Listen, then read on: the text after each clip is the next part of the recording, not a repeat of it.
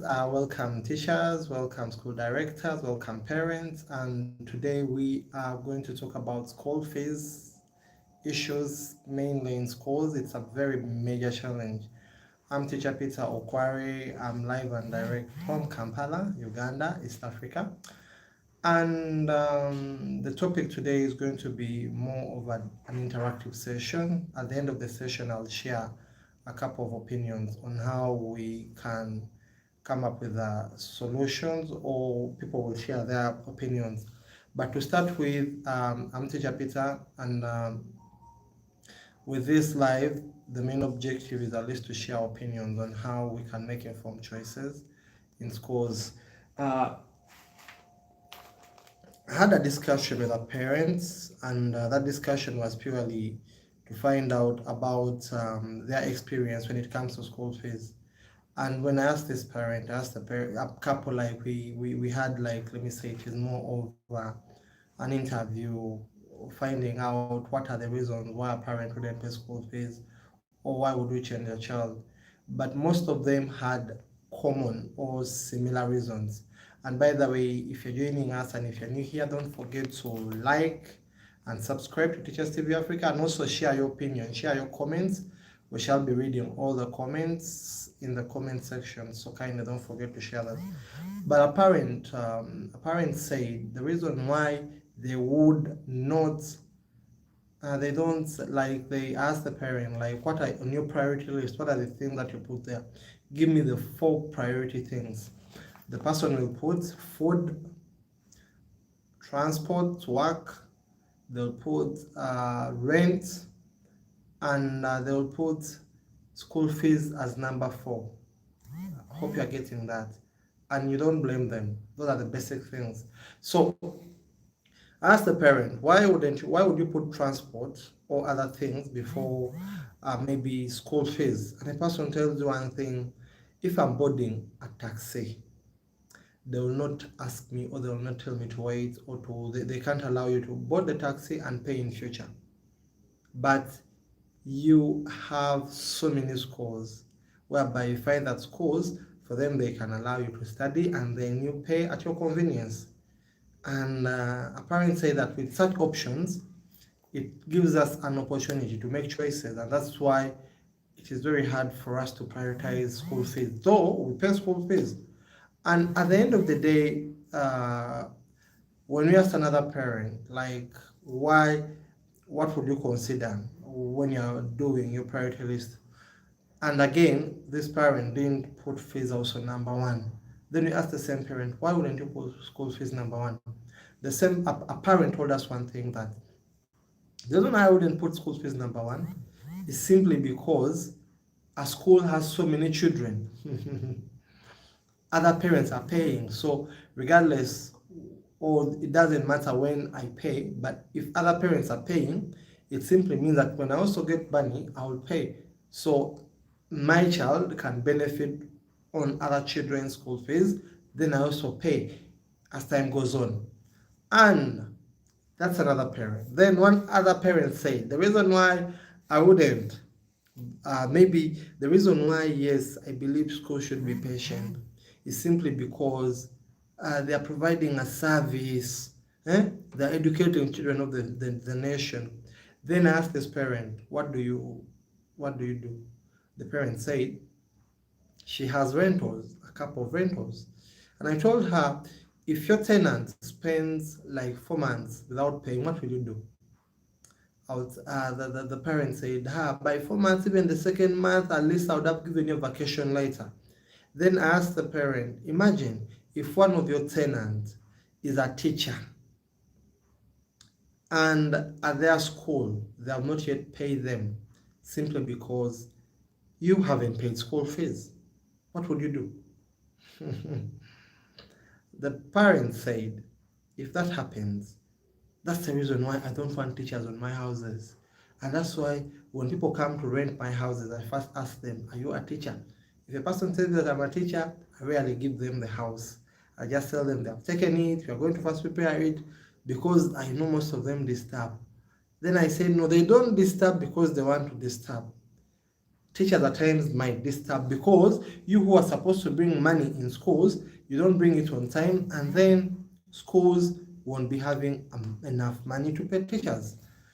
So this parent said, you have a point, but there are so many kids at school.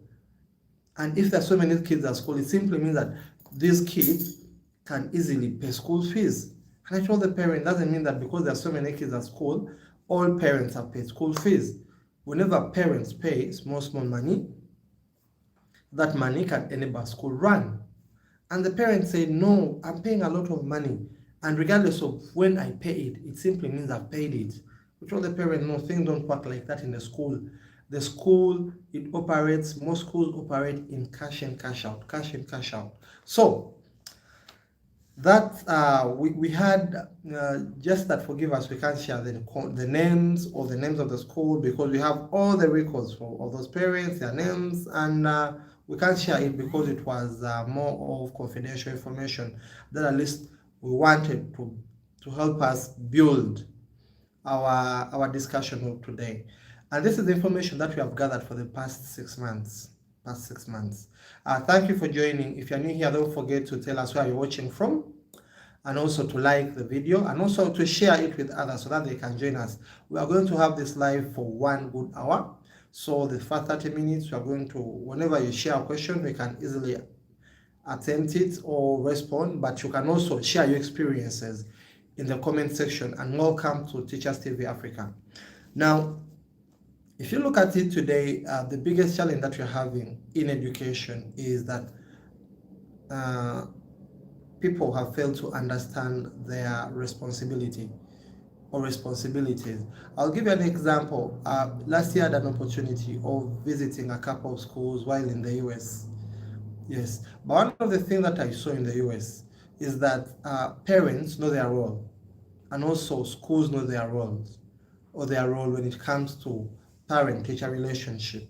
But now when it comes to majorly, not only in Uganda, but Africa,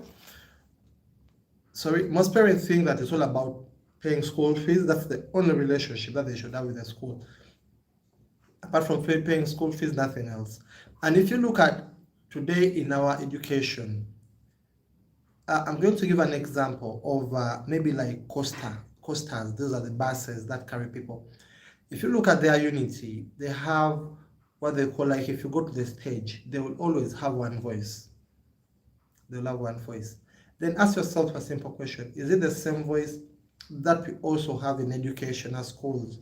So the reason why we organize this live is purely to share with you, the stakeholders in education, the school directors and heads, that if we don't come up with solutions, you're going to find out that a couple of schools will end up being sold or collapsing, or even teachers will leave the profession because we might not be having enough resources or money to facilitate them on time, simply because a parent, whenever you demand school fees, they will scare you that they're going to take out their child. And that's why we also wanted parents to be in this live, at least to watch and share their opinions. Yes. So kindly, if you're new here, don't forget to tell us where you're watching from, and to share your opinion or your experience. Now, to start with, we made a survey and also found out that schools make losses in billions. You can't even imagine. But if you just calculate how much money a school or schools lose per term, it is in billions. And this is money in most cases which is never recovered. Why? There are parents who have started a policy whereby a parent will bring a child to a school, and then this child studies 1 term, they don't complete school fees, then they study the 2nd term without completing school fees, and instead of maybe bringing them back in 3rd term, they take them to another school. Then another school they used to study, they pay a half, and they study, then they study another term, and then they take them to another school. That's why the reason why we are making so many billions in the teaching profession is not because we are supposed to make them, we're making those losses, not because we're supposed to make them, but because we as schools, we have failed to get one thing. you have failed to get a system or a strategy on how we can work as a team. Because education or schooling or teaching children is not, it shouldn't be, it is not total competition, but it's what we call, it is a social service. It's a social service whereby uh, as we're supporting learners, they should also be supporting us. Let me first put my a moment. Thank you very much, dear viewers, for keeping on. I was just trying to make some settings right here. So education and teaching is more of a social service, yes. And most parents have failed to acknowledge that so many schools currently in Uganda majorly rely on parents' support. Yes, I'm watching this video from Kampala. Thank you, Simon Aoyo. It's a pleasure. Thank you for watching from Kampala. And kindly, Simon, he has a program that deals with math. Yes, math competition and a couple of things in schools. So any school, you can reach out to him, or at the end of the day, I can also share his contact in the description, or you can also put it on the screen so that people can see the school directors who are following, and where you can reach out to him. He can support your learners and your teachers in the area of math. Yes. Now, one of the things that we should all acknowledge, that today the economy, and this is the reality, the economy is not doing well. Since COVID, the economy has not stabilized, and that's the reality. So as schools, we should understand that, and even as parents should understand that. If you look at it, a kilo of posho or maize flour, which used to cost like 1,700 or 2,000 shillings, right now you can buy that kilo at 4,000, 4,500, 5,000 at times even.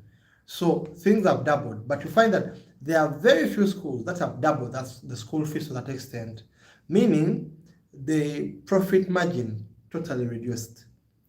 And when maybe schools increase the school fees to a certain percentage, parents will always look at it as something which is a crime, a big crime, but they don't put into consideration that the cost of living has also increased. So a school can increase that in order to match with the cost of living, something which is very hard to tell parents. Yes. So with that, that's the reality. And this is the biggest challenge again that we have again today. When people see so many children, like majorly, this one of the things that parents say, when they see so many children in a school, they think that other children are paid, and they tend to relax. And each parent who sees children, they think that the other parent has paid, yet that's not the case. So it becomes a very, very challenging situation. And that's why we have this line, for them, they delay to pay. But it's a big, big, big challenge whereby at the end of the day, you can't explain it, because school fees of one learner, it simply manages the responsibilities of one learner, not school fees of one parent or one learner managing responsibilities of other learners. And it's a very, very big challenge. So with that, we would like to dive deep into this topic. At least parents kindly get to know this. Whenever you pay money, just know that that money doesn't just help a school alone. That money, schools use it to buy food. The same money, schools use it to pay teachers. The same money, some schools are renting. They use that money for rent, to rent their buildings. The same money is used for utilities. So many schools have this, or so many parents have this. Let me take this money and give it to the teacher. Let me take this money and give it to Teacher Peter. Let me take this money for the director. But that money is not for the director. That money is not for the teachers alone. That money is to do so many things. It's to do so many things. So in most cases, if you are bringing money to a school, you are not just helping the school to enrich themselves like the directors or the leaders, even in government schools, but you are paying money to facilitate the operations of a school. So that's one. should always be made clear. And that's why we also believe a time has reached whereby schools should also take time and we start briefing parents on how money is used in a school.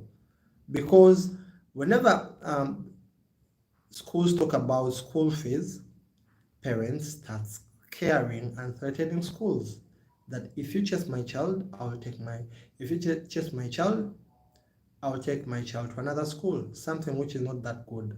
So it's a big challenge that at least we should work upon as schools, as parents, and other people.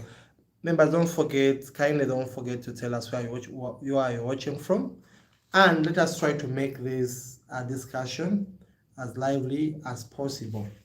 And with that, at least would like to share some of the things, the weaknesses or the major loophole that parents use and that they have seen in schools.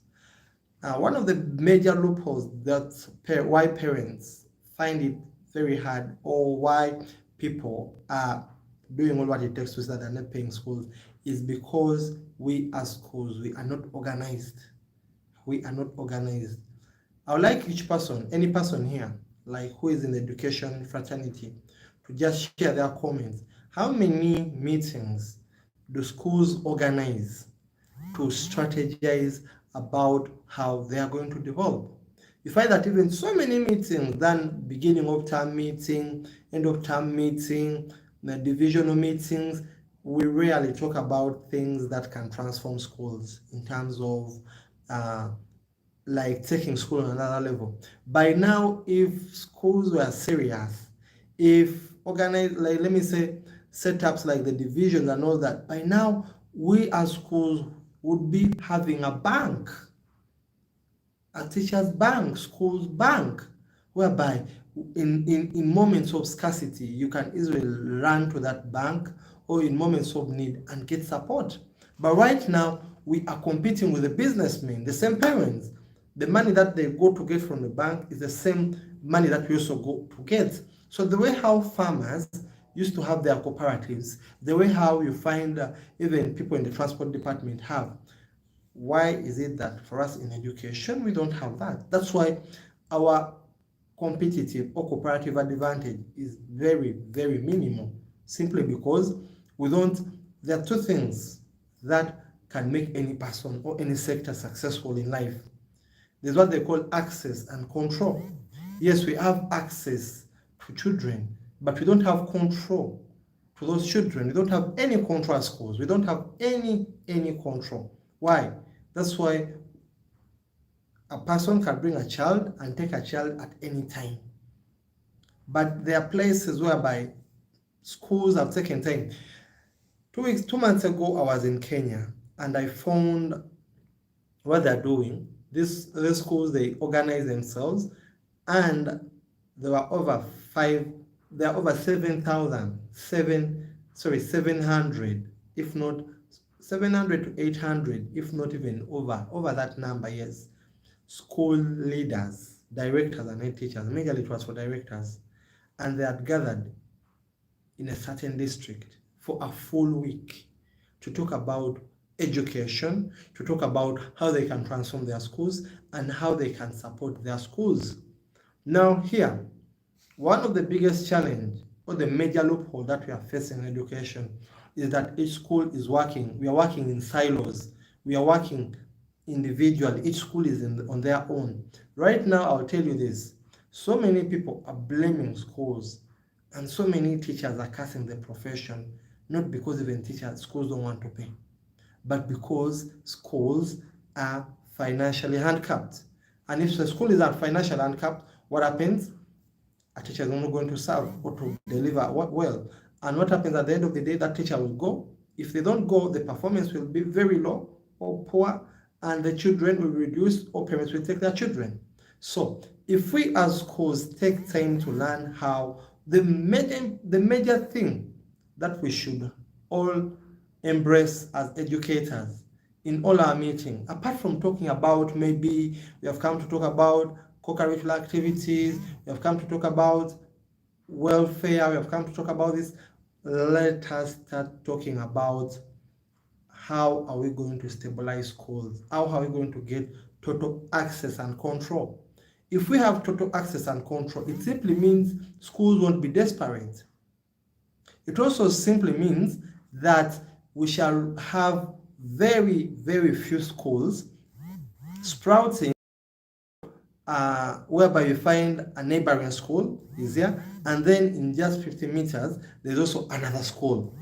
Why? Because not everything will be done by the government, but we should also have what we call access and control in the education, in the teaching sector. Like if you look at people who are in the coastal business, I don't know whether any of us has, most of us here, I believe you have ever tested those people. You can go and book a person, and the person tells you, I want 700,000 to take your kids here or there. And then you go and ask another person, the other person will also tell you, I want 700,000. And these people will speak the same language simply because they have a unity or a connection, a binding factor. Now look at us in education. By the way, if you're new here, firstly, thank you for joining the live. Firstly, like the video. Also share, tell others about it. Even after this live, you can keep on sharing. And don't forget to share, to tell us where you're watching from. And also don't forget to share your opinion, your comments in the comment section. Yes, those people in the coastal business, they have that unity. But for us in education, we don't have the unity. And that's why parents are exploiting us. I'll tell you one thing. In the beginning, we wanted to start this program on TV, but a couple of TV stations chased this program simply because to them it wasn't making sense. But as long as we lack a platform where we can talk about our issues, like the way how Daphne said, if we don't have that platform, it simply means that people are going to exploit us, and we shall not have anywhere to run simply because there is no policy that guides at school that if a parent fails to pay here, you can do this. We don't have any database that can enable you know that these parents have not paid or those children didn't pay from this school. So before giving them vacancies here, I should make sure that they paid, or I should find out why they leave school X or school Y. As long as parents, we give them so many options, because currently parents are getting so many, they're having so many options in terms of schools. I'm telling you, a time is going to reach when people wouldn't like to invest in school business. Why? Firstly, we're giving them so many options. I believe most of us will know the principle of demand and supply. When the supply is too much, the demand or the cost of the pricing of that product or service will always go down. So yes, schools maybe coming up is not bad, but as long as schools keep on sprouting and we are not having clear systems as people in education, we don't have access and control, not from the government, but us in schools. If we don't have access and control, we are losing it. Well, how can we, these are some of the things that we can do to have access and control. One of the things is, if we are going to enroll children, what do we consider? What do we consider? Like as I said, there are countries whereby if you're bringing a child to your school, they will always ask for so many things. They will ask you, why are you transferring the child from this school to this school? Why are you transferring, the child from this school to that school, to our school? Secondly, bring a recommendation letter. Thirdly, bring the payment records to show that you have been paying.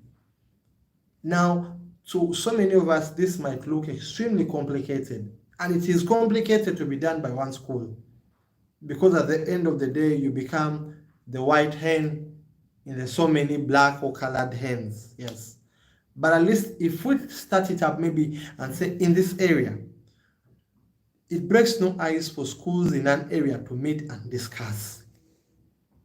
We are not enemies. If you look at people in the tax business, they meet and discuss. But for us, apart from maybe meetings organized by our divisions, our municipalities, when do we meet and discuss? And that's why you find 90% of children in the community, they rotate in the schools within the community. Within the community. By the end of their 4 years, they have rotated over 15 schools, and we don't take time to find out why. And we don't take time even again to find out why is this child going here, coming to my school, next time they go to another school, then they come back. And the moment they go out of your school, they go tarnishing you. That you see in that school, they are over demanding. In this school, they are not patient, simply because we don't have a system. And the major problem comes at the entry point.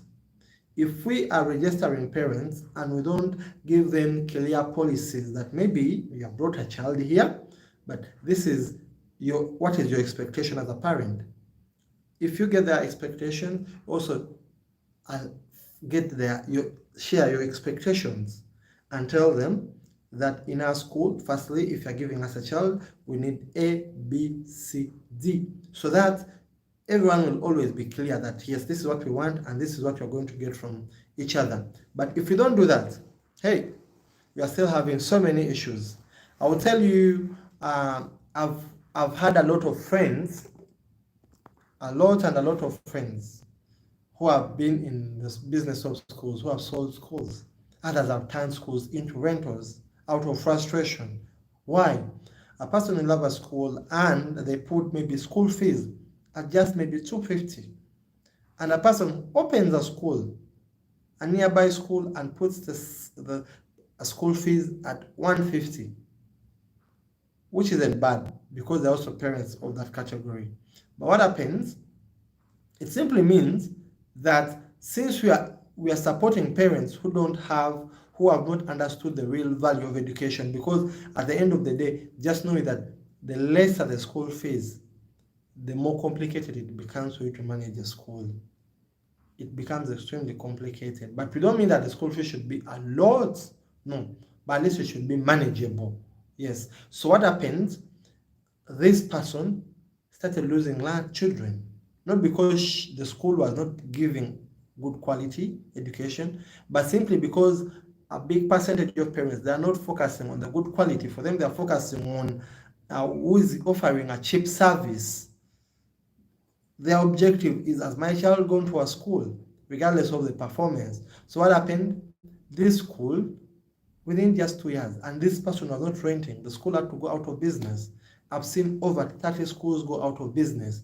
And right now there are over 100 plus schools on sale, simply because not that they wanted to sell the schools, but they have failed to manage them in terms of meeting the expenses and the daily, maybe the daily costs. So what do we have to do as schools? We have to take the hard pill. And what is the hard pill? The hard pill is by starting having what they call those candid discussions. Is parents are not our enemies. No, parents are not our enemies, and we are not their enemies. But the truth is, our profession has become more of a porous profession. It has become more of a porous profession. They have identified our loophole that now these schools are extremely desperate. We are extremely desperate to get children. Now, if they see us in that state, it's like if you're going to buy a cloth and you know the cloth is at 30,000, then you reach the market and the person selling you find 30 people having the same cloth, and you find this one is selling it at 30,000, another at 35, and then you can even tell a person, I'm buying it at 20,000 or 15. Because of desperation, one of them will be forced to sell the cloth, regardless of whether they have made a loss or they have not made, because they are desperate. So we as schools, we have reached that stage of desperation. Not all schools, but most schools. And that's why the more we become desperate, is the more we are going to continue making billions and billions of losses, and when no one cares, no one wants to know, regardless of how many losses we make. And at the end of the day, it is affecting our schools, it is affecting the teachers, and it's even affecting the learners, because teachers won't teach with the settled mindset. So if you're new here, Don't forget to subscribe to Teachers TV Africa, to like. Yes, when you like, it means a lot. And also to share your opinion. And also this video, yes, if you would like to also support the program you might be interested in supporting, I will read the merchant code. You can send anything in terms of supporting the program, and also inform us that yes, I'm so and so, I've sent something to support the program. Right now, I would like to read some of the comments. I'm having a couple of them. Hi, Comrade Peter. We are watching from Bombo, Kalule, Luwero District. Thank you. And this is Center for Children at Risk Foundation. Thank you, Center for Children at Risk Foundation, for watching from Bombo, Kalule. It's also very important. You can also tell us what you do. Yes, Birungi Jacqueline, even the requirements are high than the school fees. Birungi Jacqueline, she's watching from outside Uganda. Thank you very much. And kindly, Jacqueline, tell us where you're watching from. A lot of corruption is made in this sector. Who makes the corruption? At least kindly be clear. Then Sophie Nabukera, teacher Sophie from Huda, Nasaran Primary, that is in Gangu. Thank you, teacher Sophie, for watching. She's from Gangu, and we have been working with your school for a couple of years. Then Birungi Jackie, for the governments, they have done nothing. That's why even private schools, there is a messy and not organized, just looking for money. Okay, thank you very much. Let me start with the last one. Jackie, I would say that most government schools, most private schools, it's not all about looking for money, though some of them are doing that. But there are people in the private sector who have the passion of seeing that they provide quality education, even at the expense of sacrificing their lives. And that's why you find that today so many educators or so many teachers and so many schools, we have a big challenge. You find that you can find a school director who has been a director for over 30 years or 20 years when they have nothing to show. Not because they don't want, but 80% of the money that comes in so many schools, it goes on expenses. And people cannot know that, because for them they are looking at the numbers, because they are seeing so many children. But a lot of the expenses a lot of money goes in the expenses, goes in maintaining the school, maintaining the teachers, because if you don't pay them, they will have to leave. So it's a big challenge. And there are certain things that the government has to do for us. And there are certain things that we have to do for ourselves. There are certain things that the government has to do for us, and there are certain things that we have to do for ourselves. Now, for us to bring what they call sanity in education, it starts with us. It starts with educators. It starts with school proprietors by having what they call standards. Now, let me be clear about this. Today, everyone is focused on quantity, not quality.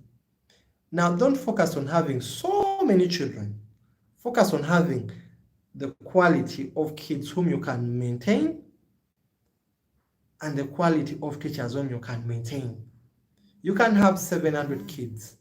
Let me say when each kid is paying 100,000 or 200,000, but ask yourself, will you be able to feed them?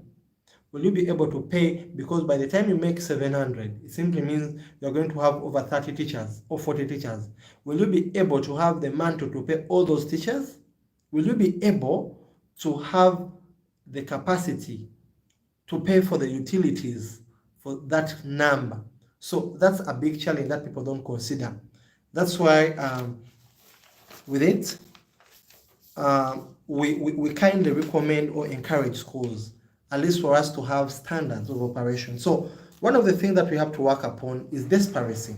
That's why when we're having this live, I would say this is the first program in Uganda, and it is called the Foundation, that has come up to see ways on how we can improve our profession without looking at parents as our enemies, and without parents looking at us as their enemies. But one thing that I said, I kindly request you to get a pen and paper.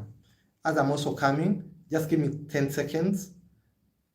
As I'm coming, kindly get a pen and paper. I would like to get the promo code so that you can see all those who might want to support.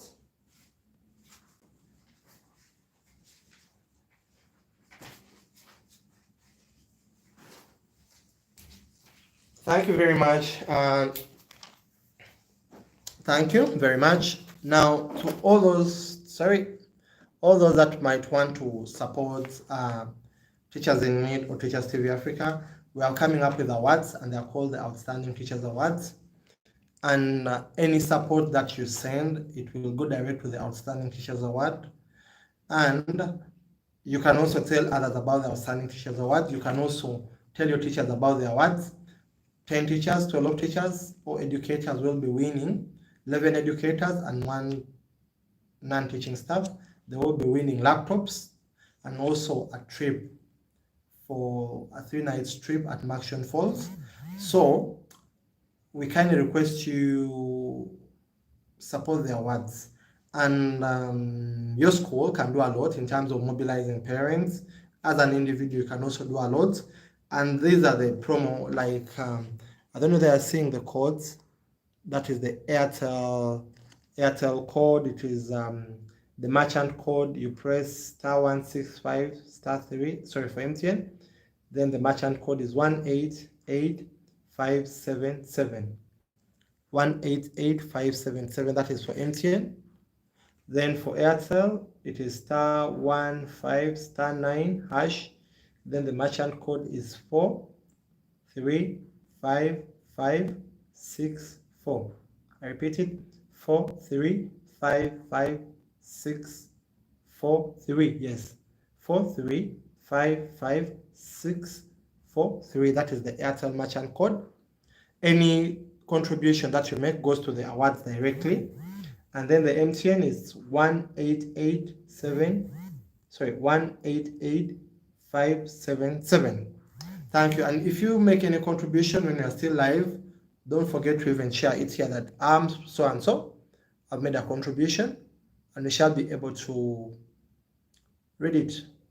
Thank you. Then the other thing that at least I would like us to agree upon as educators, as schools, come up with what they call a form. We are coming up with a meeting where we are going to call school directors, and it's going to be a free of charge program where we're going to call school directors and show you, or we share ideas on how we can start streamlining and strengthening ourselves in terms of teacher retention and learner retention. By the way, what matters a lot is the way how you recruit a person, or the way how a parent comes. So that one, at least we are going to have that program. We have a form that at least can save so many people and parents and also the teachers. Now, one of the questions that a person asked that which system can I use to track school fees payment? Do you have a system that I can use to track school fees payment? Now, currently, we are not here to promote any agency. We're not here to promote any company, because this program is not paid by any company, or is not sponsored by any company.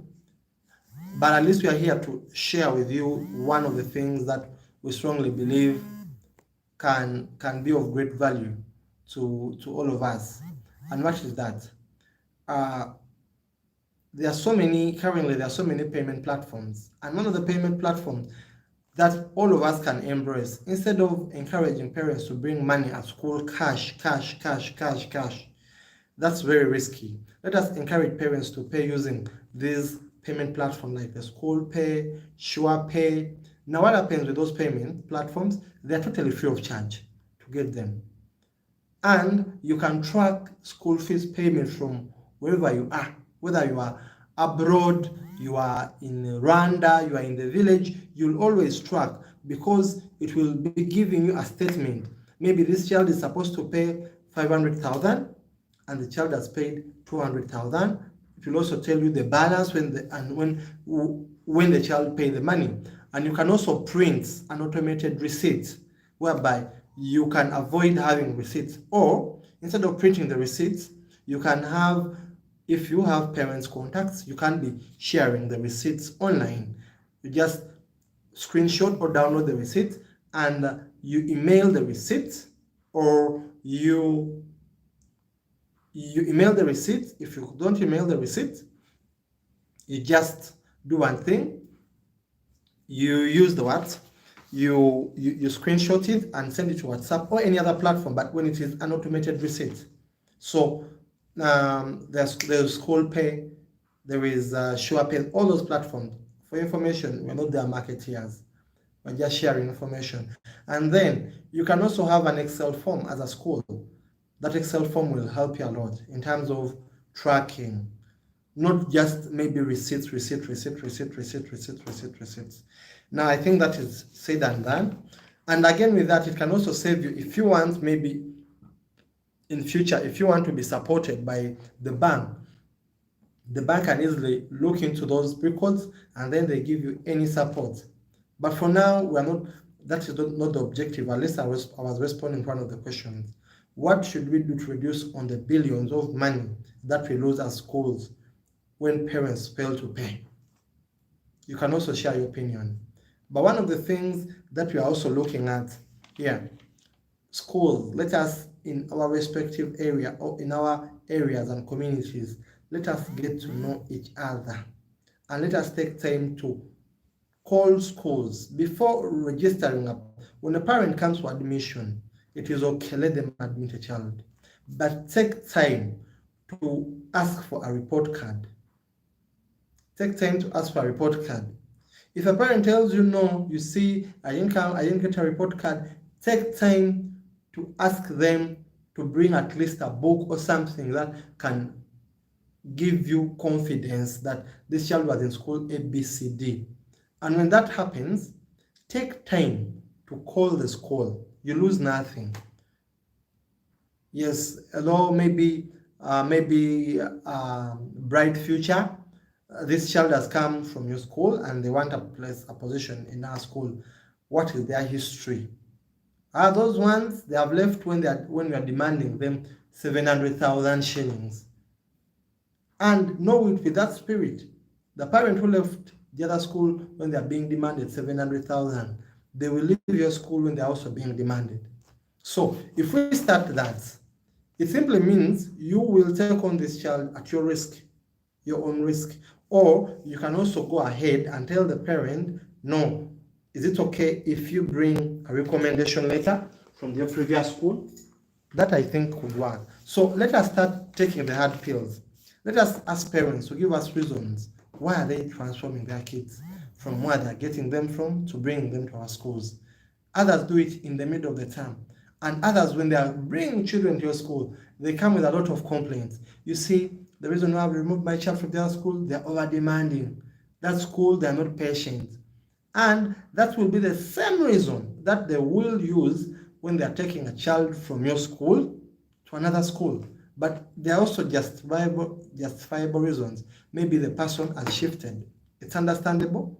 Maybe the person has changed because they have got a new workplace or they have been placed in a new position and they have to shift.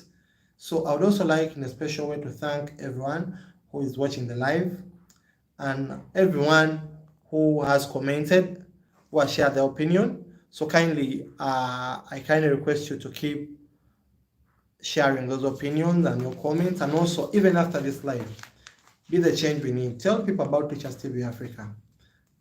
I'm not going off topic, but let me give you the history. We are not on YouTube simply because we want likes, we want views, we are looking for watch time. No, we are here to make an impact. Initially, we wanted this program to be on TV, but so many TVs didn't give us a platform and they were extremely expensive. We had a budget of 6 million per month, and to them that wasn't money. And that's why we decided to bring it here. And so here, we strongly believe we can create an impact. And if you would also like to be hosted, our next session, we are going to have a session at the center where we're going to be having parents seated with the teachers. We're going to have a parent, teacher, and the directors on one panel discussing about the same issue. So if you want to be hosted in that program, share your opinion and maybe contact us, because I believe most of you have our contacts. And if you don't have them, you can get them. They are all over the place, of Teachers in Need, Teachers TV Africa. And we're also on Facebook, YouTube, we are on Twitter, we are on TikTok as Teachers TV Africa, we are everywhere. So you find that, now let me go back to the point. You find that if we as schools, we don't have those systems, clear systems, parents are going to exploit us. Now there's one thing that I would like us to talk about seriously, at least that can also help us a lot as schools. After knowing exactly where the parent is coming from, we should also start very hard. Let us start demanding for a policy that will safeguard schools. A policy that will safeguard schools. Because one of the teachers, the directors in a certain group said, those parents, they don't want to pay, then at the end of the day, they take their children, but God is seeing them. Yes, God is seeing them. But we are also not organized. But at least this doesn't affect mainly big schools. It affects a certain category of schools. Because in the big schools, those first-class schools, you enter a school with a zero balance bank slip when everything has been cleared. Now, if you come to our schools whereby a person, the bank slip has not yet been cleared, that's whereby the moment a child enters school when they have not cleared school fees, getting it out of them becomes a tug of war. Remember, thank you for joining. If you are new here, don't forget to like, subscribe, and also share this live after, and also sharing your opinion and your comments and liking the video. You just press the like button and also the subscribe button. You subscribe and sharing your comments. Now, there is one step or strategy that we should all start. We should start taking this road as educators. Let us start looking at how are we going to work very hard to see that schools come up with a policy. It can start as a policy, but it can start as just we advocate for it, and at the end of the day, it can become an act or a policy, whereby what should be done to parents, not in a bad way, when they default. Should we just look at them? Because I know of a school, one time we went to a school and the director showed us a defaulters list. In the past 5 years, they had made a loss of over 300 million, whereby parents are not paid and no one bothers. And all those people go scot-free. And even at the end of the day, these are people who abuse the government, these are people who abuse others, and these are people who don't even value the efforts that people put in, and they will end up even complaining that the schools didn't take or didn't respect them or didn't hear them. But when a person has been patient with you for a full year or a full term, and at the end of the day, a school makes that loss. Wow. And that's why you find people who have money, instead of investing in schools, they prefer investing in real estate, they prefer investing in other schools, in other things. Or if they're investing in schools, they prefer investing in first-class schools, not a school whereby you're going to struggle with parents to pay school fees. So it is our humble cry or humble request. If we are to change this, we should start pushing for what they call a policy as schools. Not a policy that will affect the children's education, parents, but a policy that should safeguard schools. If a parent doesn't pay, what happens? And that's why most of us, at least one of the things that we should also do right, let us start by schools in the community. Come up, join hands, and get to know yourselves, register among yourselves and get to understand yourselves, and also see ways on how you can strengthen, because at the end of the day, there is no school that can take all the children of the community. It's impossible. But we can all work or have what we call a healthy competition. In the US, there's a school that I visited, and one time I will invite Michelle here, because near her place, there were two schools, and these were all kindergarten and lower class schools, but they were just dividing. I think it was a perimeter wall or a wall fence, yes, and They were coordinating like never before, and there are different schools, and each school had their own children. I remember, if a parent goes to this school and they are not providing what they are, maybe they don't have this class, the other one will tell others, will tell the parent, kindly take your child to the next school, they have this and this. Or that in that school they provide even Spanish classes, they have this and this, yet for us here at our school we don't have it. So that will also help us a lot. Now, if we also do that, it will be something good, because at the end of the day, why should I insist on a parent who wants, maybe a parent will tell you, I want a school whereby my child must be taught Islam, where they're teaching Islam, and tell them we have Islam, yes, you don't have it. So when a parent discovers that you lied them, it simply means that they're also going to play around with you. So let us do all what it takes to see that we try very hard to see that we work upon such issues.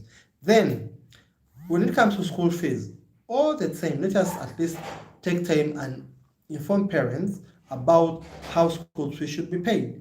Maybe at the beginning of the term, we can give parents a grace period and tell a parent, if you are bringing a child at school, bring a child at least with 50%.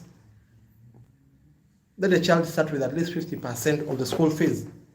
That 50% can enable you as a school to manage a couple of things, to manage this and that. Then you give them like 1 month and tell them maybe after 1 month you have to pay the remaining 50%. And then you tell them when 1 month passes, they're going to give you another grace period of 2 weeks. Then they're going to give maybe gate passes so that people can be updated all the time. And when we are making school fees demand notes, don't just make, in most cases, an open school fees demand note. At least put the amount that maybe we are demanding this child this and this amount of money. And also take time to find out. If a parent tells you, yes, kindly give me time, I will pay the money, endeavor to call them to school to come and sign a commitment. Let them sign a commitment that in 2 weeks I'll be bringing the money, because we also have our parents whereby maybe when it's a situation. So if a person just has a situation which is not moving on well, let them sign a commitment that maybe after 2 weeks, after 3 weeks, I'll pay the money. And this is the biggest mistake that we all do, again, as educators. When the term is beginning and the money is coming, we fail to save for the days when there is no money. So we should also learn to do that, that when the term is beginning, all schools have a spike, a financial spike. Parents will always bring money at the beginning of the term. Now when the term is coming to the middle there, the money starts reducing. As the term comes to the end, the money starts going down, down, down, down, down. So what happens is, if you fail to collect the money, school fees, in the first half of the term, it becomes a tug of war for you to collect it in the final half of the term, simply because there you're going to be, when you chase a person, the person will come with every excuse, and at times which are also valid. So we should also be very, very intentional when it comes to demanding. At least at the beginning, let us tell parents, for a child to enter a school, they have to pay this percentage. I don't know whether that works. So kindly share your opinion. Can that work? And what are you using in your schools? Then one of the other things is, these are some of the long-term things that we should also think of as educators. As long as we don't have access and control, we might not get it right. Why at this point at time, schools, we don't have a bank? We don't have our own bank. We don't have, okay, we might not be having a bank, but we don't have a very strong financial institution where you can walk in a blink of an eye, because you are school A, B, C, D, and walk out with 10 million, walk out with 20 million, walk out with 30 million, because these people will be understanding us. But the more we continue operating with the commercial banks, with other banks, which are getting clients from all angles, it simply means you're going to struggle. So There are certain weaknesses or loopholes that we have to start laying strategies on how we are going to overcome them. And then one of the things that we should also look at, all of us as educators, we should look at the point of value. The point of value. A parent will always feel extremely excited to pay school fees when their child is performing well. But if the child is not performing well, the quality of education is not good, other things that you promised them, they are not getting them, it is very hard for that parent to pay school fees. They will first pay for kids in other schools, and then they come in your school to pay last, simply because they are not seeing the value. So we should also look at the value, because if we give good value, it simply means that people will appreciate the value. And one of the things that we shouldn't fear as schools, I believe it takes boldness for a person to understand this. If a parent gave a child in good faith, they will always make it a point to see that the child remains in the school. But if they gave you a child just because of the situation, maybe this parent had money and the man has reduced, so they're just because of the situation. If that parent stabilizes, I promise you, they will take that child. But if a person gives you a child and say, yes, we have given our child, take it as a responsibility to see that you do all what it takes, that as a school, let us not lose children because of our mistakes. Let us lose children because they are supposed to go by all means. That is also possible. But you find when we get those kids in our schools, most of us, we tend to misbehave. We tend not to live to our promises. And we tend not to deliver according to the expectations. And one of the things that we have also done as schools is, at the end of the day, we have, how can I call it? As schools, we rarely have what we call other services, other things that we do for the community. Like, yes, it might be a school, but in most cases, in any community, schools can also do a couple of things like community service, voluntary service, cleaning the community. In those programs, take time to listen to what people have to say about the school. Would have given you kids, but your teachers are like this. Would have given you kids, but this is this. Would have done this, but you find that most of us, we confine ourselves in our gates from term 1, term 2, term 3. The only relationship that we have, the child has entered, they have gone out. So let us also start creating those relationships. Let us open up our schools to the communities, give them space. Let them use the space. People have functions. Why should a person go and hire a main hall or a big space? Yet a school is there, you can just tell them, maybe just pay this percentage, whether they have a kid at that school or they don't, tell them pay this percentage and use the hall.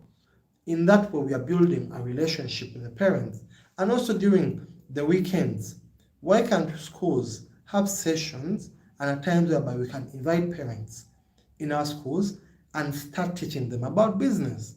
Because other parents might be struggling, not because they are struggling, but because they don't know even how to manage their own businesses. So it can also be an opportunity whereby we can invite them and teach them how to manage their businesses. All of this takes hard time, or it takes a lot of time, because good things don't come that easily. Then one of the things that we have not looked at as schools, ask yourself, how often do you pray for your parents to get money? How often do we pray for them? So that's also a very important factor. We should learn how to pray for our parents.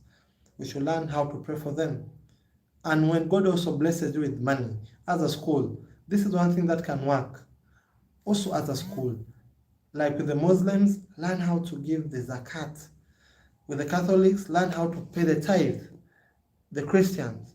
So you really find most schools, if your money is not eaten by God, it will be consumed by Satan. So let us also learn how to give a percentage to God, and also a percentage, also maybe giving back. let us also ask ourselves, yes, we might be complaining that maybe things are not moving on well, but how many schools take time to also give back and say maybe in our school we have 2 or 3 kids who are on sponsorship? So those are some of the things that can also attract blessings, and blessings that will attract able parents who can pay school fees on time. We are coming to the end of the live. We are remaining just 8 minutes to end the live. So right now, if you have any questions, kindly pass it on. And in a nutshell, one of the things that we talked about for us to have steady and stable schools is to start by having systems. Let us have one voice as schools in the community. It might not be the entire nation, but as schools in the community, gather yourselves and have one voice. We are not recruiting children without this. And also, if a person has started up a school, don't fear or don't mind, because if this person has started, they're going to take my children. No, work on your standard. Give people what you promised them, good quality education. And then as school leaders, there are so many directors who just operate their schools on phones. Hey, how much have we made today? What was happening? What has happened? What will happen? What happened? Take time and visit your schools. Take time and understand how schools operate. And take time and understand how you can grow your school organically. Don't rush to go and get a loan, because in most cases, so many people have lured us to get loans. But at the end of the day, those loans will always leave you alone. So I believe you have learned a lot, or we have learned something from this live discussion. And always make it as a point, instead of receiving cash, let us start reducing or avoiding receiving cash payments. A parent can pay via those payment platforms, and these payment platforms are extremely affordable. They are very affordable, very, very affordable. So parents can easily pay through those payment platforms. And in one of our videos, we are going to show you how each school can enroll their parents into the payment platforms. And if you can pay through the payment platforms, at least encourage them to pay through the merchant codes. Yes. If you're a school, you can easily, if you're a school, regardless of your registration status, you can easily get those merchant codes from MTN and Airtel. We are not advertising for them, no, but at least this is something that can help us. Why? Let us avoid cash and also give them a payment plan. Maybe we are going to pay school fees 3 times a term or twice, and a parent will know maybe at the beginning I have to report with a half, and then at maybe in the middle of the term I have to pay another half, so, or a quarter. And then teacher Jackie talked about the issue of the government. They have done nothing. I would say the government has done something, but it might not be enough, but it also goes back to us as educators. What have we done for ourselves? The government can't do it all for us. We have to do something. We have to be organized. If you look at it, it is only in the teaching profession where we are extremely, I'm sorry to use this word, we are extremely disorganized. If you look at the taxis, they have that organization.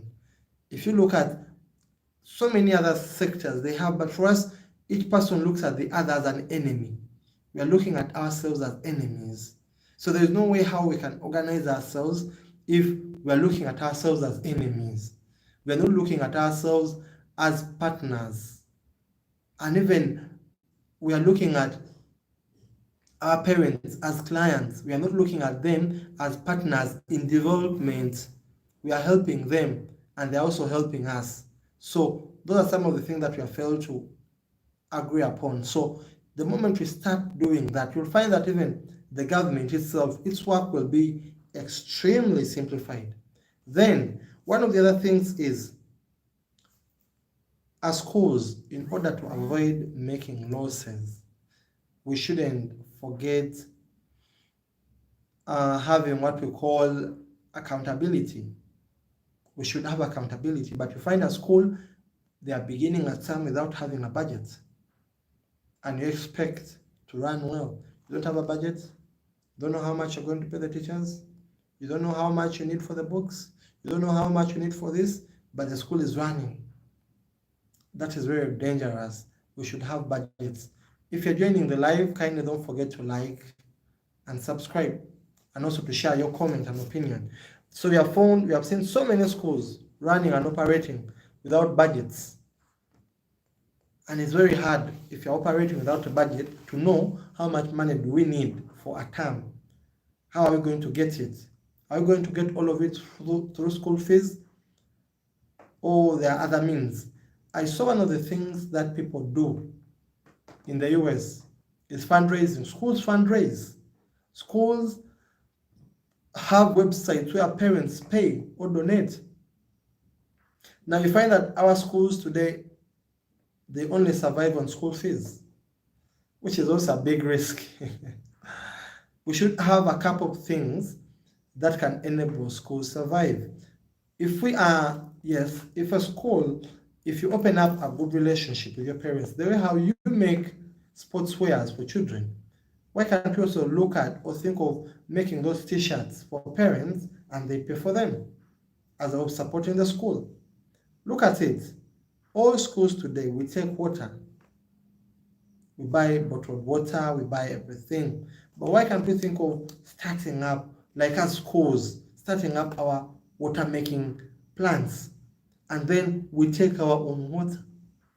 And then pass a part of that, or a portion of that money out of the profits goes back to our schools.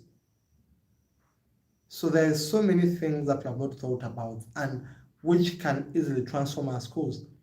And at the end of the day, if we really would like to transform our schools, we shouldn't forget the point of the budgets. Yes, have a budget. At the end of the day, or at the end of the year, make an audit. Audit yourself and find out, we started this year, and at the end of the year, we have managed to raise maybe 600 million, 30 million, 20 million. How much has been spent on this? How much has been spent on this? How much has remained? So that audit, financial audit, maybe at the end of the year, maybe in the mid. And the beauty is that team, we have people who can do that. We have partnered with a couple of people who can help you do that. At least help you with the budgeting, help you with auditing, help you with a couple of things. At least that can also help our schools run in a more professional way. So with that, we're coming to the end of our live. I would like to just hear, where have you been watching from? And what have you learned from this live? What would you like us to discuss about next time? And have your expectations been met? Kindly share those opinions and share with us, so that as we are ending our live, we can get to know your opinion. And as we are concluding, I promise you that at the end of the session, I'll be sharing some tips on how we can reduce on the high losses that we make in a school. And one of the tips is not being a desperate school. Have a target. Say, maybe this year I need this number of children, and look for the children. If you look for them, just have what they call an operational target, that yes, I need 20 kids and this is the way I'm going to manage them. Don't be too desperate. The second thing is, always and forever try to understand your parents. There are those parents who will always be a burden, and there are those parents who will always be good. So understand your parents, learn your parents. If you are maybe chasing school fees defaulters, there are parents who would just be, when it's just the situation, kindly be patient with them. They will always pay. When they get money, they will pay. But there are also parents who do it out of just, yes, what will they do? I'm not going to pay. Then, the other thing is, let us start working as a team. Regardless of our indifferences, let us start working as a team. Join hands as schools, get to know the schools in your radius of 1 kilometer, 2 kilometers, get to know all those schools, and also learn how we can develop ourselves. For For us, like a team, we do train teachers. We have trained over 12,000 teachers since 2017. But we rarely find schools joining to train their teachers. Each school wants to train their teachers individually. But that is not something good. So you can also at times join, and then you have a joint training, because at the end of the day, we are teaching children of the nation. And the reason why a parent brings a child to your school is extremely different why they might take it to another school. So the reasons will always vary. So kindly let us also know that. And the other thing, let us avoid cash payments. Let us avoid cash payments as much as possible. It might not go in one day, and most parents don't like it because they know that's the way how they can easily manipulate the system. But you can easily track, regardless of where you are. You'll easily know that today parents have paid this amount of money and it's going to do ABCD.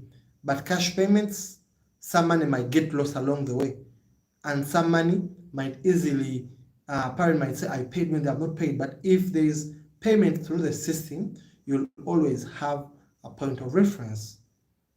Then the other thing, as schools, let us start a policy of, there's one thing that I learned in Kenya. For them, they have a refund fee. Refund fee. When you're going to take your child, when you're registering a child at the beginning of the term,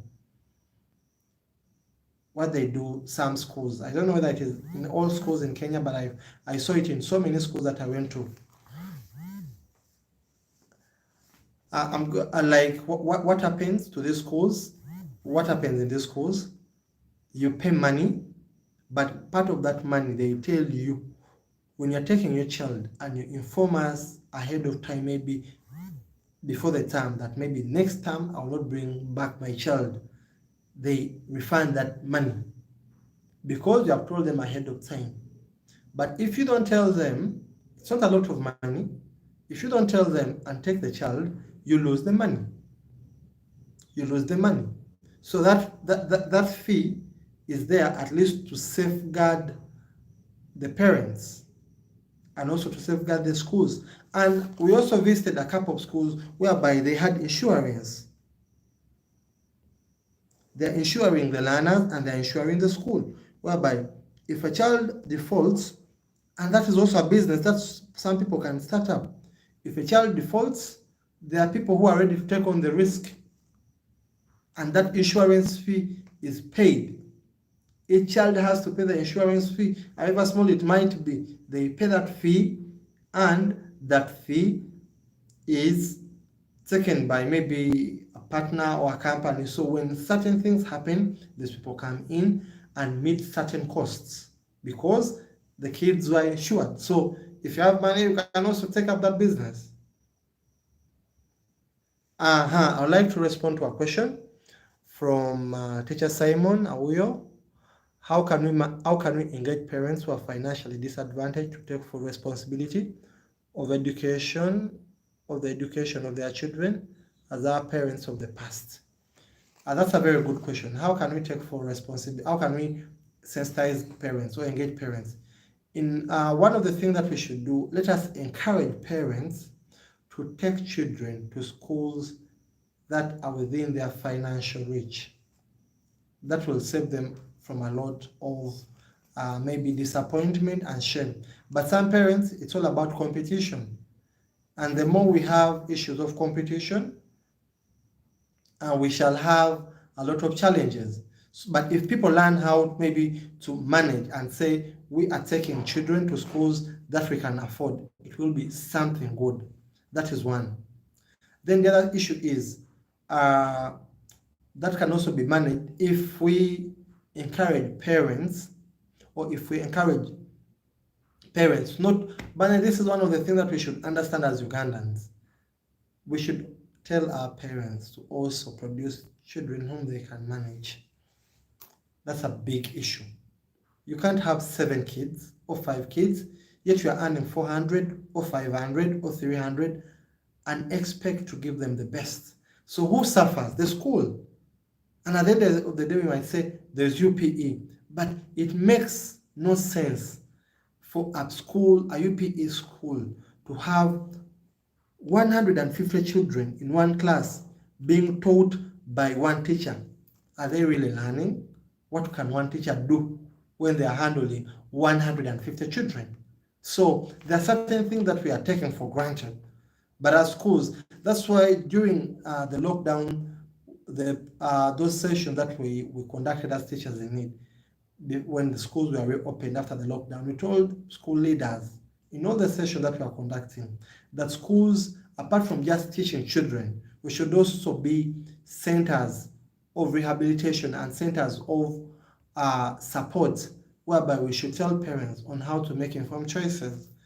Why should a parent who earns, by the way, that's why it's very important, a parent who earns, let me say 500, take a child to a school where they are paying 700,000. Really? Will they be able to pay? Because they have maybe rent, they have meals, they have medication, other utilities, and school fees. But this parent is earning 500. So people should learn to take children to schools of their level. So it's very, very important. And I believe that will also help us to save us from a lot of shame and havoc with parents.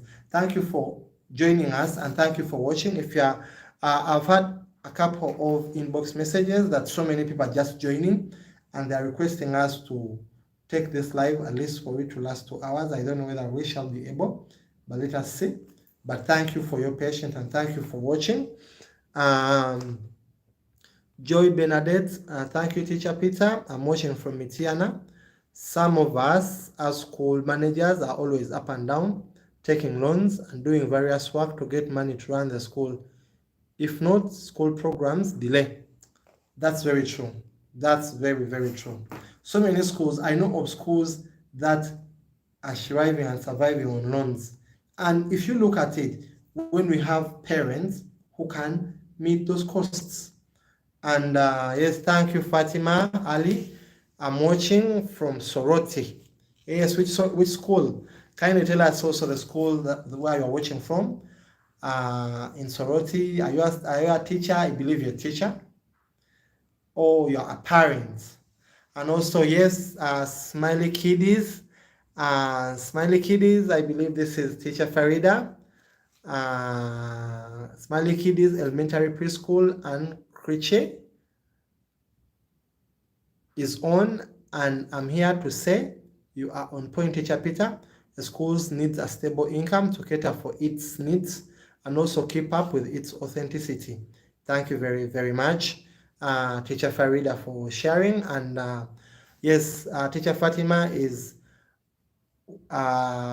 direct from Prince Gates, that is in Soroti. And thank you again, Teacher Fatima, for always following Teachers TV Africa. Members, if you need comics, we have comics, and we shall be getting more comics from Total, and these comics, they are totally free of charge.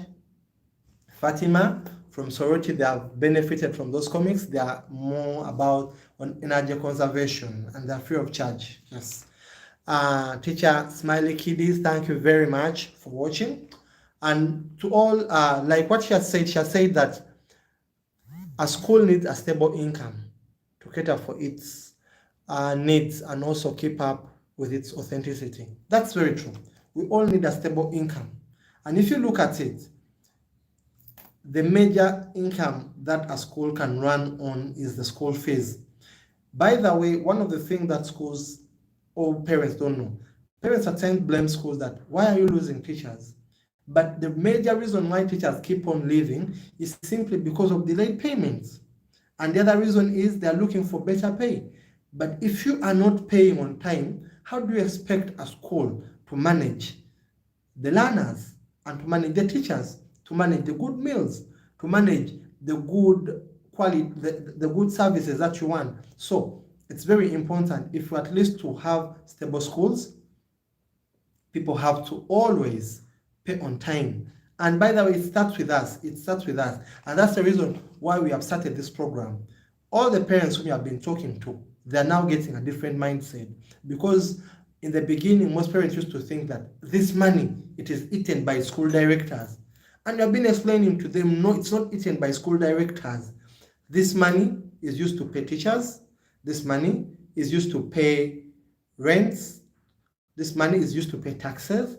This money is used to pay electricity. This money is used to pay all the utilities, water, and other things. And this money is used to buy food.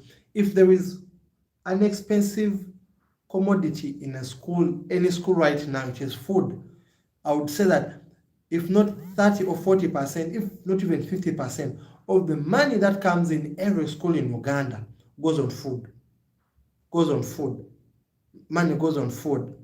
Goes on food.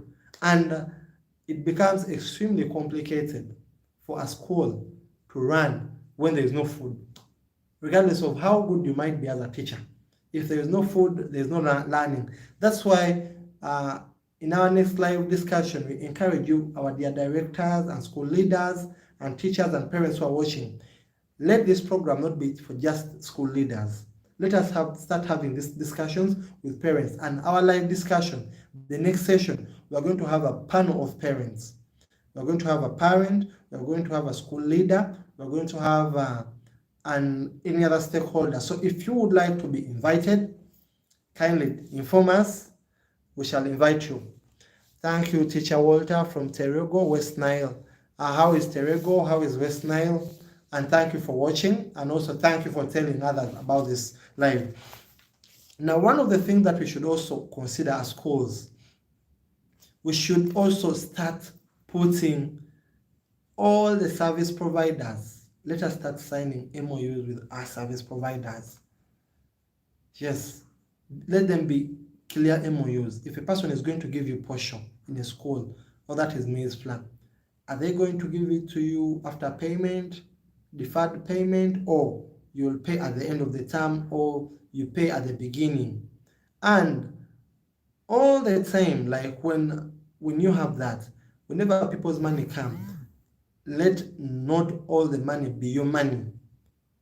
Money has to be, some money is your money, and the biggest chunk of the money that comes in a school is other people's money, the suppliers, the teachers, and other things.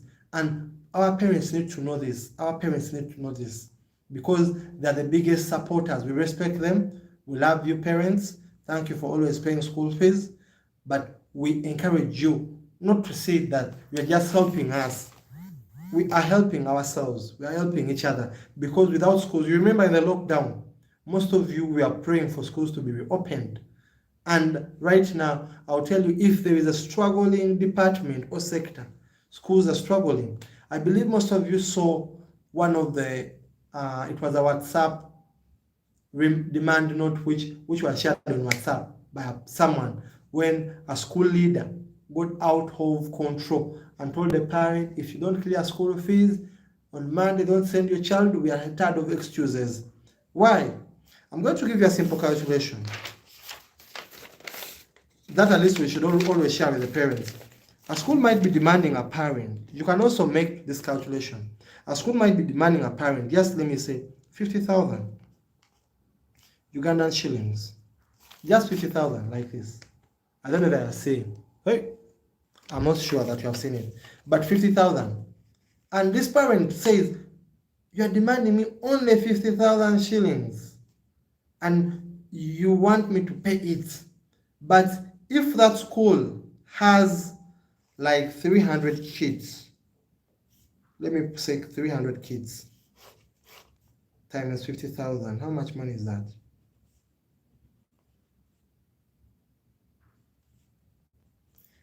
If the school has 300 kids and they're demanding each parent just 50,000, that is 15 million. That is 15 million. Money enough to cater for maybe the teacher's salary and all those things. So let teachers get to know this, or let parents get to know this, that in a school, any money matters, because it is all about adding that small, it accumulates. When we add 50, another 70, another 60, another 100, another 150, you find that it is 50 million, 30 million. But because this parent is one, they say, you just you're just demanding me 60,000. So why should I pay? Wait, I'll pay it at the end of the term. And this is the biggest mistake. But before sharing this biggest mistake, let me first read this comment from Smiley Kiddies. I have learned that parents take advantage of a school that takes up cash as a payment method, as they always think they pay at leisure. A school needs a perfect payment plan to run. Thank you very much. That is one of the things that would like all people also to take out of this discussion. Let me read it again. I've learned that parents take advantage of a school that takes up cash as a payment method, as they always think they pay at leisure. A school needs a perfect payment plan to run. Members, that's one of the things that you should always know. Whenever a person brings, this is by the way the rule of money. Whenever a person brings money and gives it to you in cash, they have this feeling that they are giving it to you to eat. But whenever a person takes the money to the bank, they will not know how that money is going to be used because they don't know who has taken it. Whenever they are paying it through the phone, they will not know how that money is going to be used. But the moment they bring money, cash, they will always look at you as the final person who is taking their money. So cash payment has a lot of issues, and that's why schools that struggle the most are schools that rely on cash payment. There are schools that rely on cash payment, but schools that have worked on that issue, they really struggle, simply because people will always and forever have this mentality that, no, I've explained enough, I can't explain more, so let me do all what it takes to see that I pay my money through the system. Now, I was still coming. We should all the time try, because currently one of the things that every school should have, kindly write this down. Right now, one of the things that every school should have, each school at least should have a WhatsApp group. Each school should have members learn these things and put them in practice. We shall have a full session on these things, but for now, kindly try to take them up and put them in practice. They will work out for us. Each school should have a WhatsApp group, and each school should have a YouTube channel. A YouTube channel is very important. Why? A YouTube channel is going to help you grow your school organically. It is also going to help you keep all your information, your videos, your activities, share them with parents. At times, take a video when kids are eating food. Show the parents, maybe through the YouTube channel. It might be a public YouTube channel or with a listed YouTube channel whereby only your parents can access, because you can give them the links and they see. Only a person with a link will always see those videos if you want that. Or it can be a public video where any person can see it. Let them see. If possible, let them also see how you do the procurement. Kindly see, right now we have bought portion, or right now we have bought rice, and this is how much has been spent on rice. You might not show them everything, but at least show them those basic things, or those important things whereby a person will say, okay, yeah. There are schools right now when you have over 30 employees, and it becomes extremely complicated for you to pay them based on what parents pay. You find parents pay at leisure. A person says, okay, teacher, now I'm going to give you like 50,000. I'll pay 20,000. I'll pay 30,000. Why? Because they have identified a weakness in us. But let us put systems. I promise you one thing. If we have value, we teach well, we have a good relationship with the parents. No parent will take a child from the school because of school fees or because of the way how you are demanding. But if we don't have those things in place, they're going to take advantage of us. And you find one thing that pains us as Teachers in Need and Teachers TV Africa. Members, if you have just joined us, kindly don't forget to tell us where you're watching from, and also to like the video. There is a like button. Kindly like the video, it means a lot. And even after this live, don't forget to share the video. And initially, we also, at the beginning, we said we are fundraising for the Outstanding Teachers Awards. Encourage your teachers to be nominated. The nomination is free of charge, but at the end of the day, you can also participate, or you can also support the awards. You can tell your parents to donate, and do anything. Most of you have parents who are working in big organizations. Tell them about the awards, how they can support the awards in big companies. Yes, and if you want to make any financial support, the merchant code is 188577. You can dial star, then you dial star 165 star 3 hash, then the merchant code is 188577. That is for MTN. For Airtel, star 185 star 9, then the merchant code is 4355643. So that's the way how you can also support the awards. And that's the way how you can also tell your school to support the awards. And you're going to be giving certificates to any school. Any school, we have golden certificates, we have bronze certificates, we have silver certificates, we have platinum certificates, we have diamond certificates to all schools that are going to support. And in a special way, I would like to thank Truvine School, that is in Padero District. They supported the awards with 350,000 shillings. 350,000 shillings. But this is a school deep in the village in Padero. We trained their teachers. We were there in March, but they said our training impacted them, and that's one of the ways how they could also support team, because at the end of the day, we might be organizing these awards, but we need people to support them. We need people to support them in all possible ways. Yes, teacher Simon Awoyo, please direct me where to locate the like button. The like button is at when you look at where the live is taking place, on the extreme left, you will see it is like this. You can click, you like the button, you just click the like button. Now, members, I was still explaining one thing that parents don't know. In most cases, parents also have this feeling that when they bring their kids to our schools, they are doing us a favor. They are doing us a favor. That is the most dangerous thing that we should always tell them, that they are not doing us a favor, but we are helping each other. It's a symbiotic relationship. As we are helping them, they are helping us. Instead of them saying that they are just helping us. So I would kindly request you as a school to always come up with a form. Come up with a form. If you don't have that form, you can come at Teachers in Need, we can give you that form. Always, apart from the admission form, ask this parent some of the things in the form. Why are you bringing the child to our school? And how will you be paying school fees? Get to know whether the parent is a salary earner. If a person is a salary earner, always know that a salary earner will pay as a salary earner. If a person is a business person, always know that a business person has to pay as a business person. And also get to know the nature of businesses that people do. I'll tell you this, in the school that I visited in the US, I found all those forms there. And they can't admit you if they don't have clear information about you. Why? Because they are rest assured that you are going to bother them.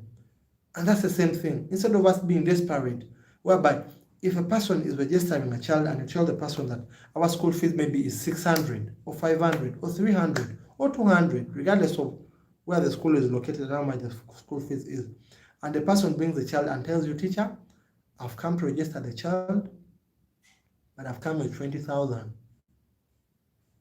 It would be better if you ask the person, why are you coming with 20,000? Yet our school fees is this and this. But that should also ring a bell to you that this person might not be able to pay school fees. So why can't you find out why have they brought the 20,000 and how are they going to pay? Ask for their payment plan and look at their payment plan and your expectation as a school.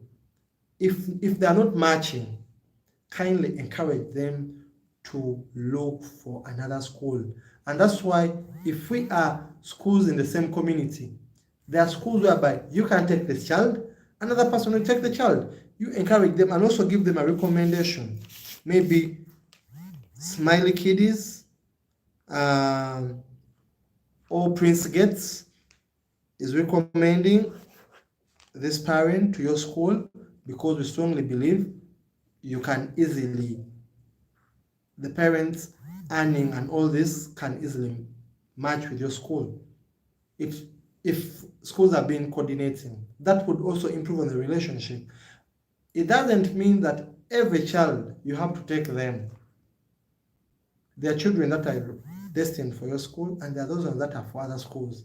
So the ones that are yours, take them. The ones that are not yours, don't take them. If a person comes and tells you that I'm earning 300,000 a month as salary, and for you your school fees is 450, how do you expect this person to pay the school fees? And that's why, again, ask in our forms. You should also ask a person the source of payment, school fees payment, source of school fees payment. Hope you're writing. Or channels, how are they going to be paying school fees? Not the person just telling teacher, God will provide. Yes, God will always provide. We should have faith. But how are they going to be meeting the school fees? Other people bring children to your schools, to our schools, not because they can afford them, but simply because they're on competition. Because the neighbors brought the kid in this school, they also want to bring the kid in the same school, simply out of competition, which is extremely dangerous. So I don't know whether I'm learning something. I would like us, kindly members, we are going to end this live in the next 22 minutes. So we won't exceed the 2-hour mark. Bear with us. Those ones who have been inboxing me, that kindly let us keep moving. We are learning a lot. We have other days. You can also suggest how often should we having these lives. We are planning to always have a live on Monday and Friday, but you can also share your opinion. How often would you like the lives to take place? But you're planning to have one live on Monday and another live on Friday, every Monday and Friday, to have a live session and discuss a couple of things. So what is your opinion? Kindly share with us your opinion, whether it's a good idea, and also the topics. But can you send to us the format of admission? I believe in the next session. Now that is not an admission. That is not an admission form, Madam Fatima. It is more of an expectation form, whereby we are meeting our expectations. The school with the parent, and our expectations have to meet somewhere. And if you see that your expectations are not meeting, that is not your parents. And don't waste their time. Just give them out. Hope that is clear. So I believe in the next live we shall work on that form. We have the form, but I don't know. Those ones we might inbox you the form in your WhatsApp. Maybe I don't know how best, but at least in the next live session we shall have a discussion on how people can get the form. And members, if you are also joining us right now, don't forget to tell your teachers to nominate them. Don't forget to nominate your teachers for the Outstanding Teachers Awards.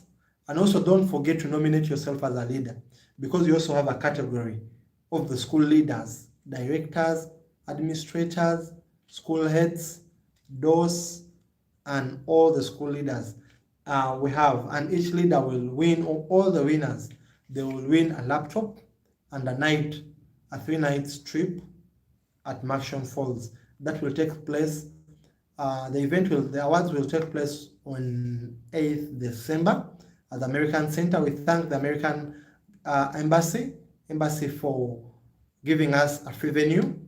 Thank you very much, the US Embassy, for the free venue. And we thank all the people who are doing all what it takes to say that they support the event.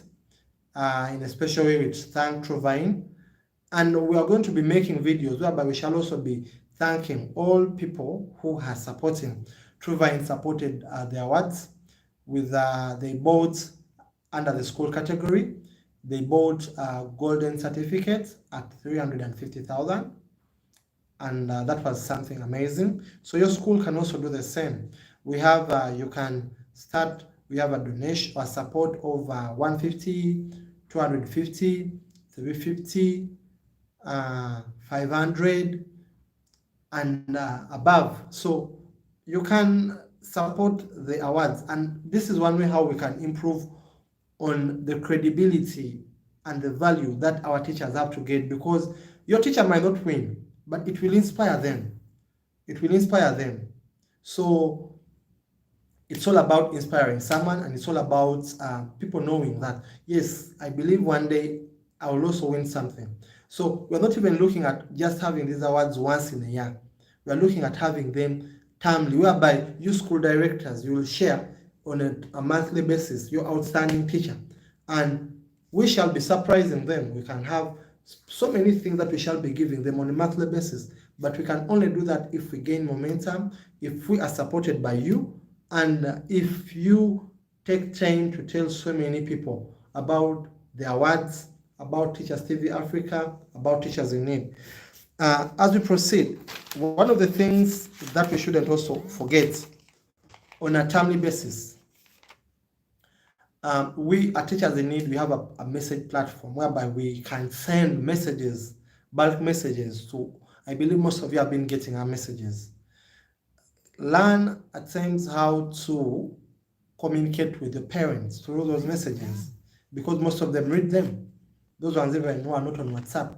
How? Instead of maybe telling them about school fees and on, we can draft messages, maybe thanking them. Thank you, our dear parent, for entrusting us with your child. Thank you for doing this and this. Thank you for doing this and this. So what happens at the end of the day, when you reach demanding school fees or talking about school fees, a person will know that these people, besides school fees, they have always been communicating to me. Apart from just a person waking up in the morning and say, maybe we are demanding school fees. Currently, most parents are accustomed to us. They know that the only notice that comes from a school is the school fees notice.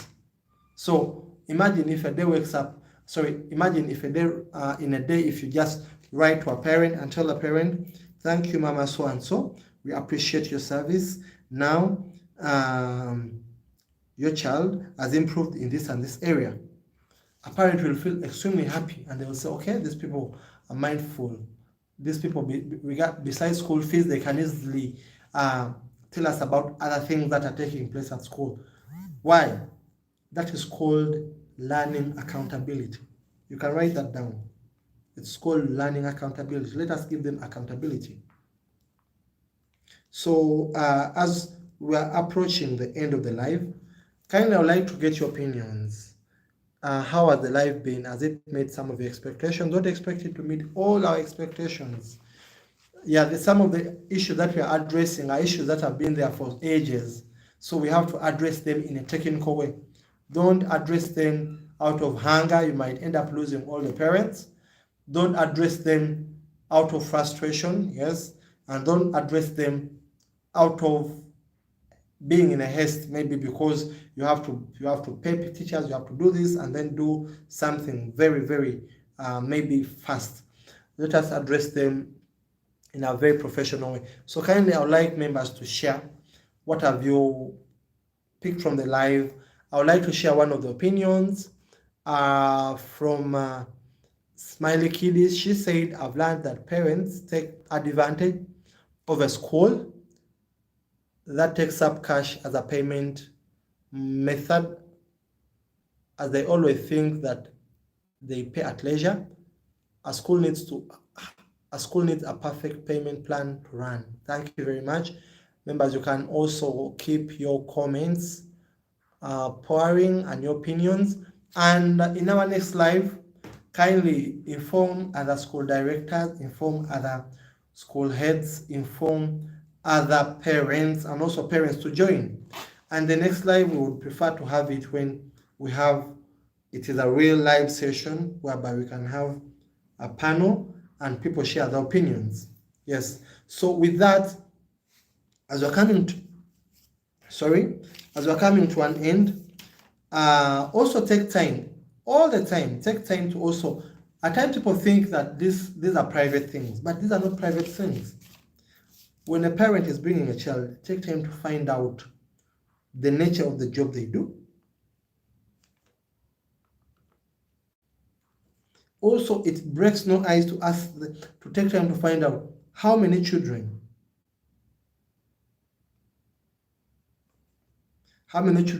they have, and are they school-going children? Why? You might be having a parent who has like 6 kids, and these are all kids who are going to school, and each child is in their school, different school, and they know how to maneuver, whereby they know if I bring 50,000 here, next week I'll take 50,000 there, next week I'll take 50,000 there. And then the moment you start scaring them, maybe demanding school fees, that parent will tell you, I'm taking my child. I'm taking my child. So we should find out that. Then, at the end of the term, whenever the term ends, let us always have what we call evaluation forms. Apart from report cards are for performance, but let us also have evaluation forms, whereby parents or parents can, like the form can be a physical form or it can be a Google form. And if you don't know how to create that form, we can help you create it based on your findings, so that you can find out, did you meet their expectations? Did they meet your expectations? Are they satisfied with what you're giving them? What are the shortcomings? Where should you improve as a school? And all those things. There are so many questions that at least we can populate in the evaluation form. Now, so many parents might not be able to respond by writing, but you can just put those standard responses: very good, average, fair, poor, and down you put a space for reason. Those ones you can just put a reason why. So we need all those things. Then one of the things that we need, if we are to improve and if we are to reduce on the losses that we are making as schools, we need to come up with a system, a clear system in terms of an online system, whereby let us have a system where we write fees defaulters, people who leave the schools without paying school fees, and we put it's a red zone. This child left so and so school and they didn't pay. This child left so and so school and they didn't pay. So that if I'm admitting a child and I go to check in the system and I find that, hey, this child is coming from school ABCD and they didn't pay, I have to call the school and say, what could be the reason? What could be this and this? So parents will get to know that, hey, if I take my child here or there, these people have history that my child didn't pay. But that one, these are things that can be done if schools assume schools are supporting, let me say, 10. We can easily come up with those things. If you're supporting us in terms of facilitation, in terms of mobilization, and in terms of also all sorts of support, we can easily come up with those tools to support you in managing certain things. So with that, a parent will always have the fear that, no, if I don't pay school fees and I take my child, these people are going to put me in a system, and whenever I take my child, they will check and they will find that the child didn't pay, and it will be another issue. So with that, you'll find that it might take time, but if we do such things, you'll find that it will help us a big deal, a big deal, to reduce on fees defaulters, because people will be displayed why they are defaulting. And what happens if they default? We are not able to pay the teachers. We are not even able to pay all the basic needs. So that is also something. We remain with 9 minutes. Members, kindly keep your questions, your comments. Teacher Fatima, Director Fatima Ali from Prince Gates Sorority, she has said that is very good evaluation form. Please send those forms in WhatsApp. Yes, now, yes, we shall send all the forms, but we would like to get one thing. At least we like to send these forms after at least completing this session on school fees, so that even people know how to use the forms. So we need at least to sensitize our parents and let our parents. By the way, it is very important to have meetings. For us, in most cases, we encourage all schools that we work with, all our member schools, that at least in a term, organize one meeting. It's not academic meeting, not anything, and get to understand your parents. And those ones who don't come or don't attend, see ways on how you can record this information and let it reach them, so that people can get to know how schools run. Yes, we thank you. Currently, you have given us this and this, but this is the way how we are also using your money. You might not give them figures, but let them get to know that maybe a school, this, by the way, most parents don't even know that a school buys food. Other parents have a belief that all schools, be it private schools, the government supports you. And that's why I'll tell you on this platform right now in the live, I doubt whether we have people from the government, like, let me say, school leaders from government. If there is any, kindly raise your hand or share it in the comment section. But I strongly believe we are all from the private sector. But people have that feeling, that maybe believe that the government pays schools. So let us, one of the things that we told parents and that we have been telling schools, in most cases, if people get to know how much a school spends in a term and how much a school needs to run, it can also enable parents to wake up. But if they don't know, they are saying we are having students, but 60% have not paid, but they might not know it. So what happens? Instead of sharing, this is one thing that at least we also encourage schools. Instead of sharing, maybe so and so has not paid, so and so has not paid. If you have a database or if you have a WhatsApp group, don't share parents' contacts or names that this child has not paid, this one has not paid. But you can come up with a list, a blank list of classes without putting the names. Example, just a list, and put just fees balance and say maybe baby class, this amount or a total, and then share. Or say middle class, this P6, this amount, and these kids have not paid. Don't put their kids' names. Let people know that, oh, if maybe a total of 50 million or 100 million or 200 million, I don't know how much a school might be making because schools operate differently.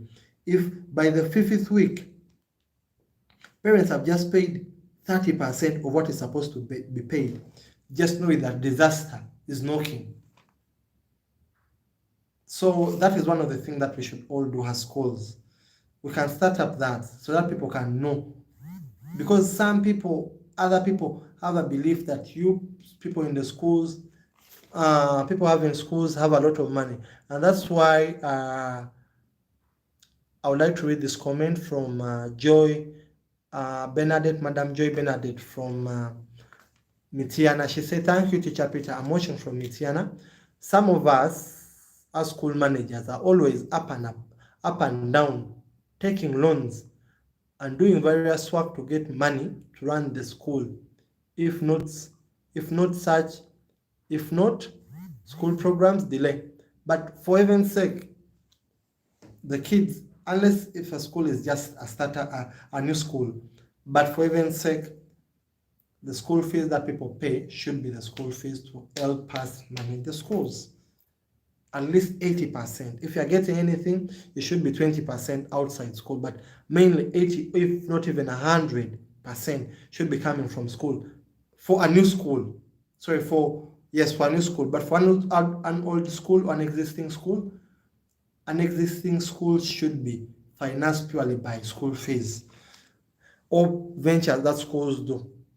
And thank you for the initiative, very educative, inspiring, informative. Director Standard Valley, Kid Todd Serere. Wow, thank you very much, Director Standard Valley, Kid Todd Serere. He has said thank you for the initiative, very educative, inspiring, informative, Director Standard Valley. And thank you, members. We also call upon all schools that would like to become member schools under Teachers in Need. It is very possible. You can become a member school, and that is one of the qualification to get all those things like the forms. We can also get you people to help you in learning how to teach you how to make the budgets, workshops for teachers. We can also talk to parents. We come and talk to your parents. We can have sessions with them. We can even strategize or support you strategize in terms of getting children, and not just getting children, but at least those ones who can meet the standards of the school. And above all, don't forget to like and subscribe. Don't forget to tell others about this live. We shall have our next live on Friday. It will start at 8 and end at 9 or 10. So it will be a 2-hour or 1-hour live. So if you have liked this live, don't forget, even after the live, all the comments will not appear, but at least you can take a screenshot. Any person take the screenshot, keep them for me, share them with me, and I like to keep in touch with you. And if you like, you can reach out to us on 0774 42 63 66. I repeat, 0774 42 63 66. That's the WhatsApp number. And those ones who are on Airtel, 0706 20 77 16. 0706 20 77 16. Just at the Airtel number, not on WhatsApp. So remember, thank you very much for watching, and hope to see you on Friday at the same time. And don't forget, after the live, don't forget to share your comment in the video, because all these comments in the live won't appear. And may God bless you. And don't forget to tell your teachers about Teachers TV Africa. We have a lot of programs. We have the Literacy Hour. Those are the videos that are free of charge that will support you in teaching literacy. We have videos on how to manage schools, videos on how to inspire your teachers, and even this year we have the Outstanding Teachers Awards. Don't forget to participate in the awards. Thank you very, very much. We have clocked the 2-hour mark. We can't exceed the 2 hours. I would just like one person to say something in the comment section before we close the live. So I'm waiting for just 1 or 2 comments in the comment section, then we close the live. Thank you. 1 or 2 comments from the comment section I would like to hear from you how the session has been. Thank you very much. Or you can just tell us where you've been watching from. Thank you. Any person apart from Teacher Joseph? Any person, just another comment where you're watching from, what you have learned from the session, and whether you'd like us to have more of the same. And with this, we strongly believe we're going to transform our nation and our profession. Yes. I'm waiting for just one comment.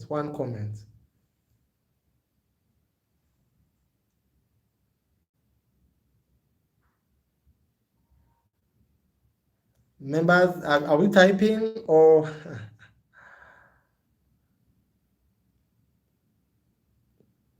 We are waiting for one comment to close the live. It can be a question, it can be a comment, it can be a person to close it, it can be a closing prayer, anything, but at least a comment. I'm waiting for it. Thank you.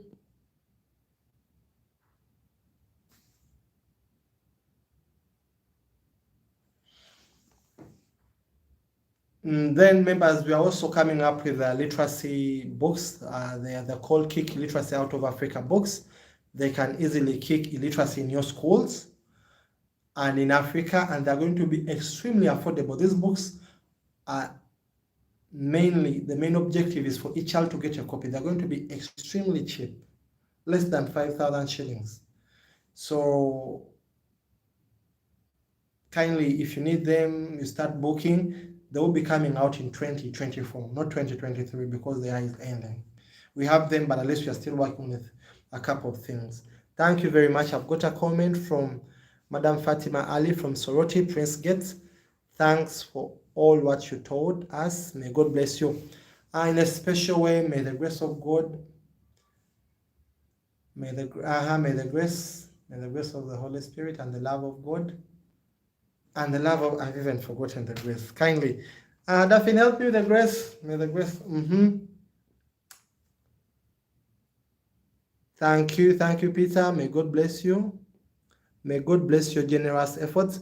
Members, and also those ones who are having kids who are struggling in math, all of you who are watching the live and who will watch this video, don't forget to follow or to check on Teacher Simon Awuyo. He has a very good program, very good math program. And in person, we have met him. He has come at our center. We have had a couple of discussions. We have seen his good work, which is not only done in Uganda, but all over Africa. So they are doing a good job. So that is the purpose of also being here.